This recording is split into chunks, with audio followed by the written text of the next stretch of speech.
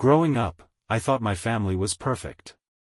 We lived in a quiet suburban neighborhood in a modest, middle-class home. There were my parents, my younger sister Emma, and me. From the outside, we appeared to be the ideal family.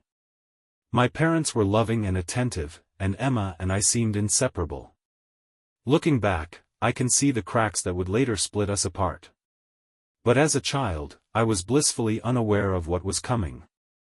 My parents treated us equally in those early days, or at least it felt that way. Emma and I both participated in the same activities: gymnastics, piano lessons, art classes. Our parents cheered equally at our recitals and competitions, encouraging us to do our best. For a time, everything was golden. I didn't feel like Emma's sister, and she didn't feel like mine. We were partners. We'd practice cartwheels in the backyard, stay up late giggling about the tiniest things, and help each other with school projects. Our parents seemed genuinely proud of us both, and their love felt shared, abundant. But everything changed when I started 6th grade. At first, it seemed like nothing more than a small slip. I brought home a poor grade on a math test, my first ever. It wasn't a failing grade, just lower than my usual high marks. Emma, meanwhile, continued to excel. She brought home yet another perfect score, and suddenly, the way my parents looked at us began to shift. At the time, I didn't think much of it. My mom's praise for Emma felt natural, deserved even. But there was something different about the way she looked at me. Her smile seemed more strained, her encouragement less heartfelt. I convinced myself I was imagining things, that it was just a phase. But over time, the favoritism became harder to deny. Whenever Emma achieved something, my parents reacted with unrestrained pride. They'd hang her artwork on the fridge, gush about her report cards to their friends, and tell her she could accomplish anything she set her mind to. Meanwhile, my successes were met with polite acknowledgement: a good job here, a keep it up there. And when I stumbled, even slightly, the disappointment was palpable. "Why can't you be more like Emma?" my dad would say, shaking his head. The weight of those words followed me everywhere. By the time Emma and I were teenagers, the divide between us was impossible to ignore. She had blossomed into the kind of daughter parents dream about. Popular, confident, and charismatic, Emma was everyone's favorite. She became the homecoming queen, the class president, and the life of every party. People adored her, not just for her beauty but for the ease with which she navigated life. I, on the other hand, had grown quieter, more introspective. I wasn't shy, exactly, but I didn't command attention the way Emma did. While she thrived in the spotlight, I preferred the sidelines. My achievements were more subdued: academic awards, essays published in school newsletters, but they didn't seem to matter as much. The disparity in our parents' treatment became stark. Emma had everything handed to her: the newest clothes, her own car at 16, endless support from our parents. When she needed help with homework, Mom and Dad would sit with her for hours, patiently explaining every concept. But when I asked for help, I was often brushed off. "You're old enough to figure it out on your own," Mom would say. "We're busy right now." As time went on, I realized that if I wanted something, I'd have to earn it myself. I got my first job at 15, saving up for things Emma received without asking. I worked hard to maintain good grades, hoping to regain some of my parents' approval, but it never seemed to be enough. Despite everything, I tried to maintain my relationship with Emma. She was my sister, after all, and I loved her. But as the years went by, her entitlement grew. She reveled in the attention she received, knowing she could do no wrong. Even when she made mistakes, they were quickly forgiven or excused. "She's just having an off day," Dad would say with a smile. But my mistakes were never met with the same understanding. If I forgot to do a chore or brought home a grade they didn't like, the scolding was immediate. "Why can't you be more responsible?" they'd ask. The summer after I graduated high school, I thought I'd finally have a chance to escape the suffocating dynamic. I had worked hard to earn a partial scholarship to a decent college, and I was eager to leave home and start fresh. I hoped that some distance might repair the strained relationship with my parents, that they'd miss me when I was gone. At first, I thought things were looking up. But then Emma began dating Jake, the golden boy of our high school. Handsome, wealthy, and the star quarterback, Jake was everything my parents could have hoped for. He became a regular fixture at our house, and my parents welcomed him with open arms. They cooked elaborate dinners to impress him, doted on him like he was already family, and spent hours talking about Emma's bright future. It was clear they saw Jake as the perfect match for Emma, the final piece of their ideal family picture. Meanwhile, I was struggling. College wasn't easy, and my part-time job barely covered the expenses my scholarship didn't. I came home for breaks exhausted, hoping for a little support, but it never came.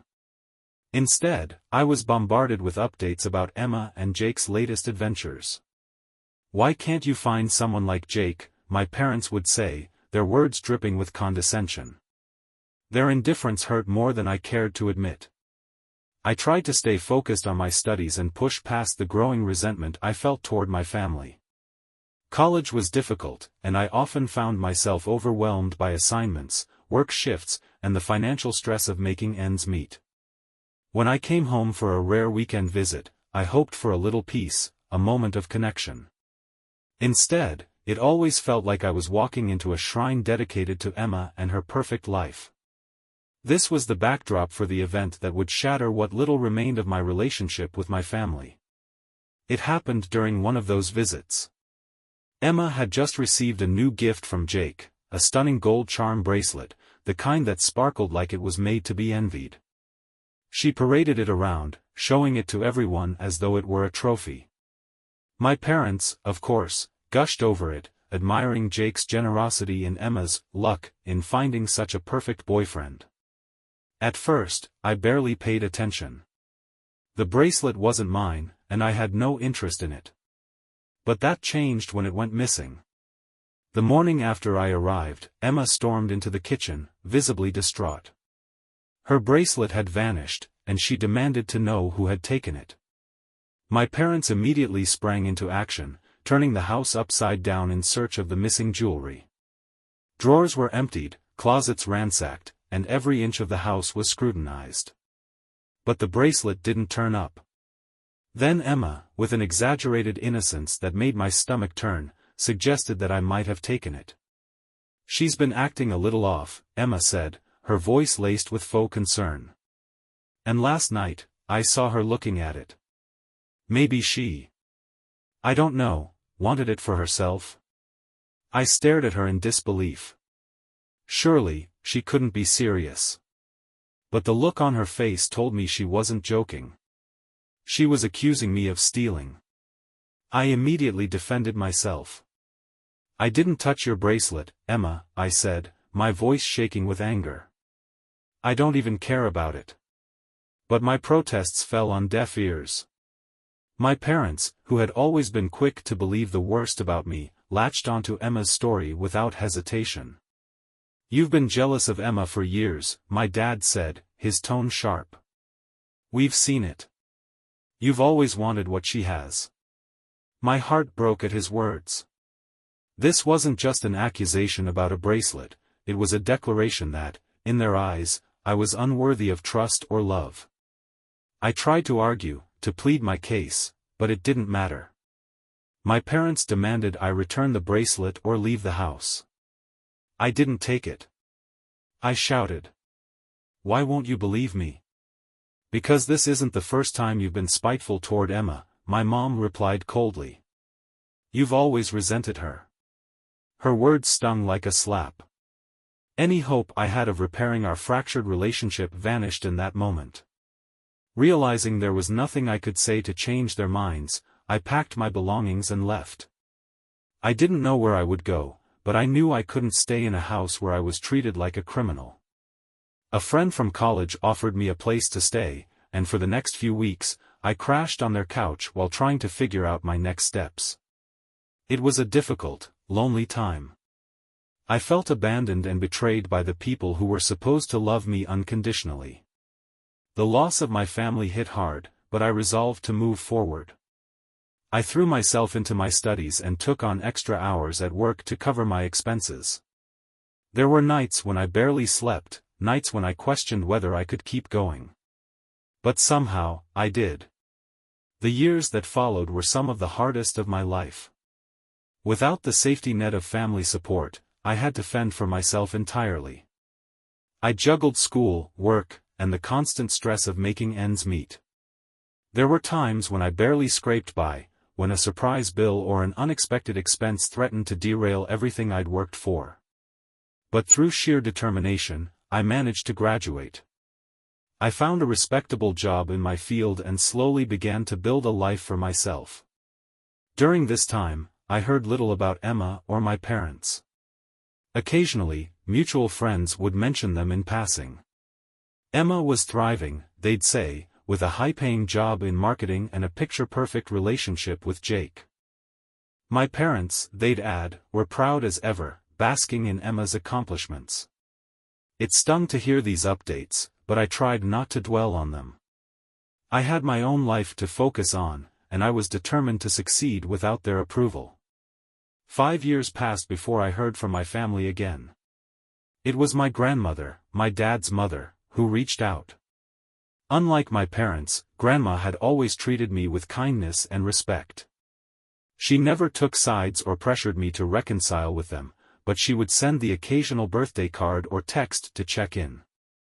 When I received her invitation to Christmas dinner, I was surprised. It had been so long since I'd been part of any family gathering, and I wasn't sure if I wanted to go.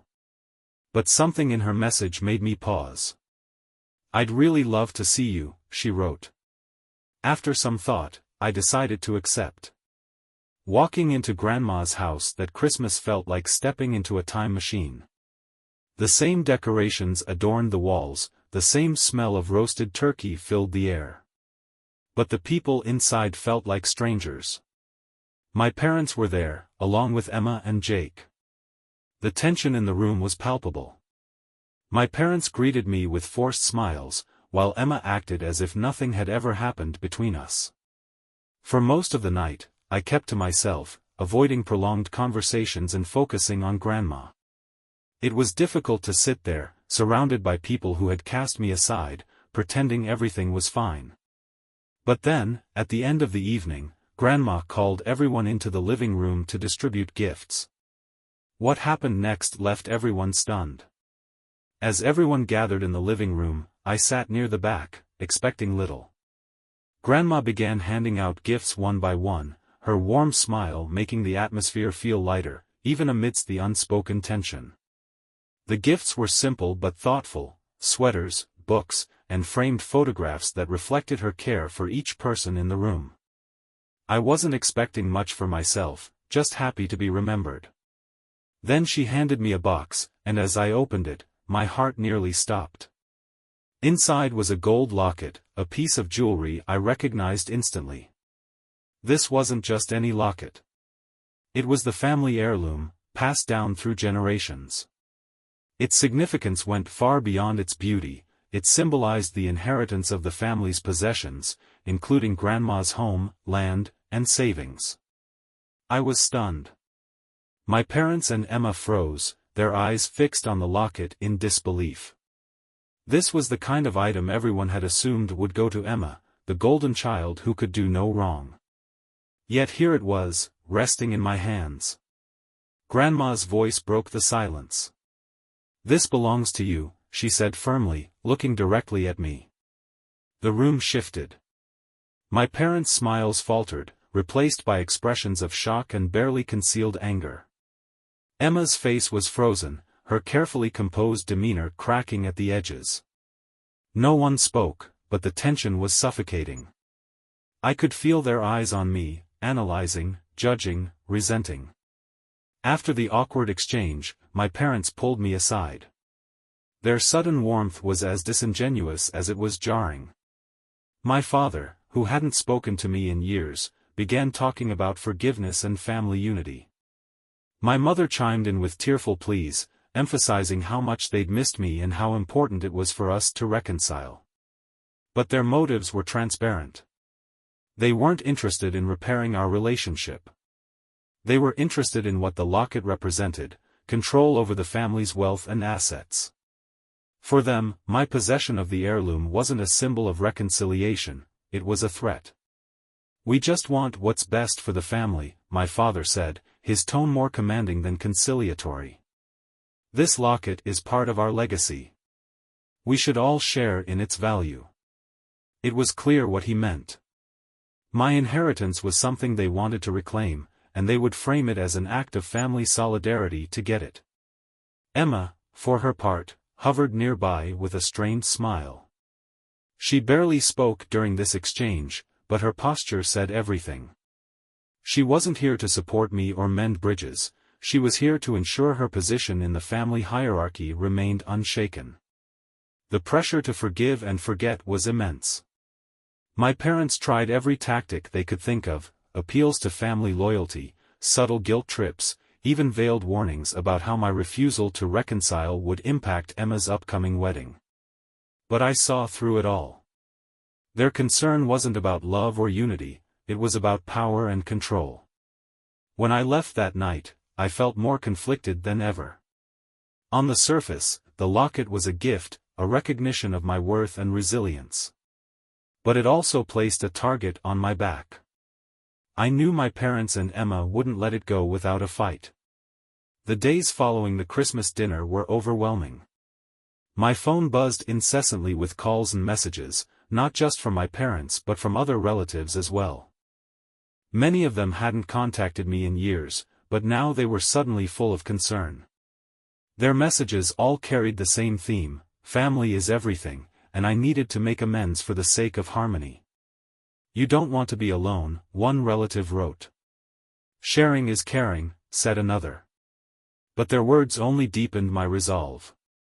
These were people who had ignored my struggles for years, who hadn't lifted a finger to help when I was on my own. Now they wanted to weigh in, using tired clichés to pressure me into submission. Emma, meanwhile, was eerily silent. I received no calls or messages from her, but I knew she was working behind the scenes. My parents' newfound determination to reconcile wasn't just about the locket, it was about ensuring Emma's position as the family's golden child remained intact. I tried to focus on my work and daily life, but the stress was unrelenting. One afternoon, as I sat at my desk, there was a knock at my door. To my horror, it was my father and Emma. They had come uninvited, their presence a clear escalation in their campaign to wear me down. My father began with the same rehearsed lines about family, trust, and unity. Emma, standing just behind him, wore an expression of carefully crafted concern. She chimed in occasionally, her voice soft but insincere. "We're just trying to make things right," she said, her words dripping with false empathy. But their actions spoke louder than their words. When I told them I wasn't ready to talk, they ignored me, insisting that I needed to let go of the past. My father refused to leave, standing in the doorway like a guard.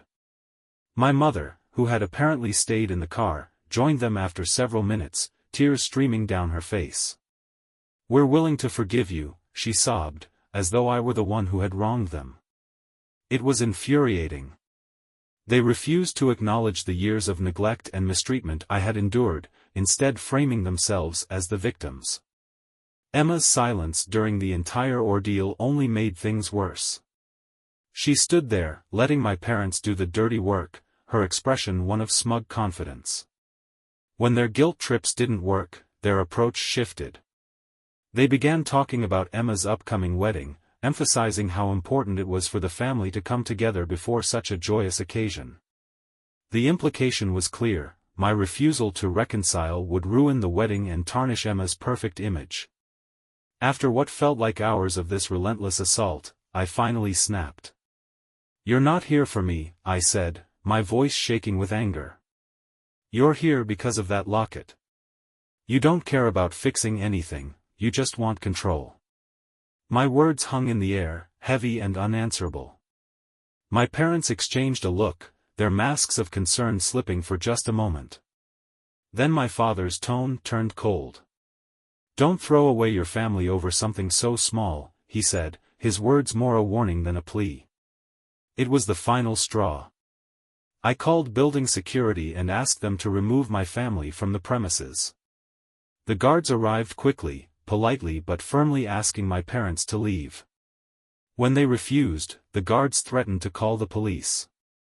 Before they left, my mother made a scene, shouting accusations that echoed through the hallway.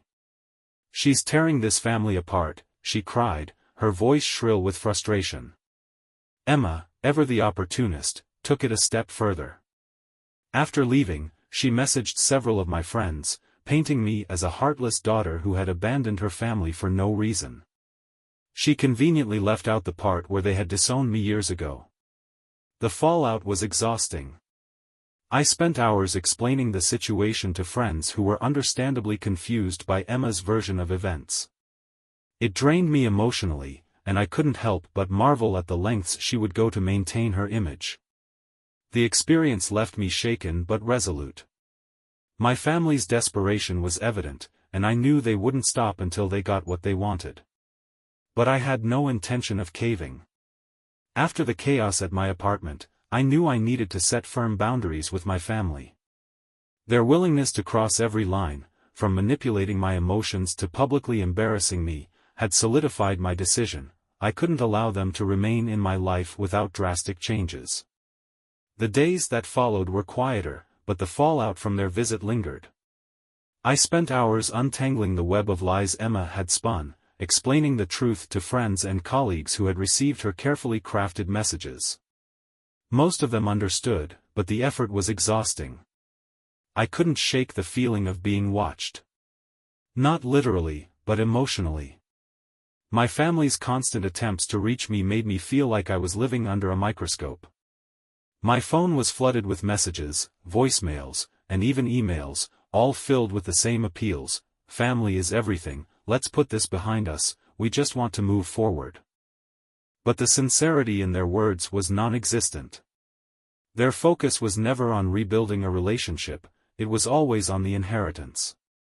I considered ignoring them entirely, cutting off all contact and letting them spiral on their own. But there was a small part of me, buried deep beneath the layers of resentment, that still longed for closure. The one person I could always count on for clarity was my grandmother. Her gesture of trust, the locket, meant more than any words could express. It wasn't just an object, it was her way of saying she saw me, understood me, and valued the person I had become despite everything. I decided to visit her. When I arrived at her home, I was immediately greeted by her warm smile. She ushered me inside, where the comforting smell of fresh-baked cookies filled the air. We sat in her cozy living room, and for the first time since Christmas, I allowed myself to relax. "I need to know why," I began, holding up the locket. "Why did you give this to me? You had to know what it would cause." Grandma nodded, her expression calm but serious. She took a deep breath before answering. "I gave it to you because you earned it," she said. "Not through wealth or accomplishments, but through resilience. I've watched you over the years, how hard you've worked, how you've handled every challenge thrown your way. You never let the bitterness consume you, even when it would have been easier to give in." Her words brought tears to my eyes. "I know what you've been through," she continued, her voice heavy with emotion. "I've seen how your parents treated you compared to Emma. I didn't step in before because I believed people need to live their own lives. But after everything, I couldn't sit back any longer. I needed to make sure this family's future was entrusted to someone who would care for it, not squander it." Hearing her say these things aloud felt like a weight lifting off my shoulders. For so long, I had questioned whether anyone in my family truly saw me. Grandma had seen everything. Her explanation gave me the clarity I needed. The inheritance wasn't just about money or assets, it was about trust, about ensuring that what my grandmother had built over her lifetime would be respected. But it also made my path forward more complicated. Keeping the inheritance meant keeping a target on my back. My parents and Emma wouldn't stop their attempts to guilt, manipulate, or pressure me into relinquishing control. "Do what feels right for you," Grandma said, her hand resting gently on mine. "This isn't about them. It's about you and the life you want to live." Her advice stayed with me as I returned home. After much reflection, I decided to write a letter to my parents. I knew that any attempt to speak with them directly would devolve into another round of emotional manipulation, so I chose the safety of distance. In the letter, I laid everything bare. I told them how their favoritism had shaped my childhood, how their constant comparisons to Emma had made me feel invisible and unworthy. I reminded them of the years I spent struggling alone, cut off from their support, while Emma basked in their unwavering attention. I told them that their recent attempts to reconcile felt insincere, motivated not by love but by the prospect of financial gain. I explained that while I didn't hate them, I couldn't allow them to treat me as a pawn in their games anymore. Finally, I set boundaries.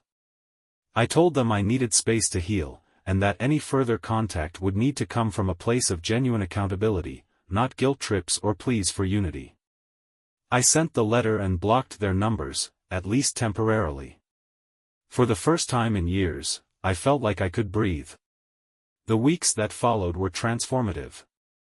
Without the constant noise of my family's demands, I was able to focus on myself, my goals, my friendships, and my happiness. I started journaling, pouring out the emotions I had kept bottled up for so long. I reconnected with friends I had lost touch with, explaining what had been happening in my life and finding support in their understanding. Grandma and I grew even closer during this time. She became my sounding board, offering wisdom and encouragement whenever I needed it. She reminded me that setting boundaries didn't make me selfish, it made me strong. "You deserve to live your life on your terms," she said one evening. "Don't let anyone take that away from you." For the first time in a long time, I feel hopeful. My relationship with my family may never be what I once wished it could be, but I've come to terms with that. The love and validation I sought from them is something I've learned to find within myself. As for the inheritance, I've chosen to see it not as a burden, but as an opportunity. Grandma trusted me with it, and I intend to honor that trust by using it wisely. To anyone reading this who has faced similar struggles, I want you to know, you are not obligated to stay in relationships that harm you, even if they're with family. Setting boundaries is an act of self-preservation, not selfishness. It's okay to walk away. It's okay to put yourself first. I don't know what the future holds for me or my family. Maybe, someday, they'll truly understand the pain they caused and take the steps to make things right. But until then, I'm moving forward with hope and determination. Thank you to everyone who has supported me on this journey. Your words have been a source of strength, reminding me that I'm not alone in this. For now, I'm closing this chapter and focusing on what comes next.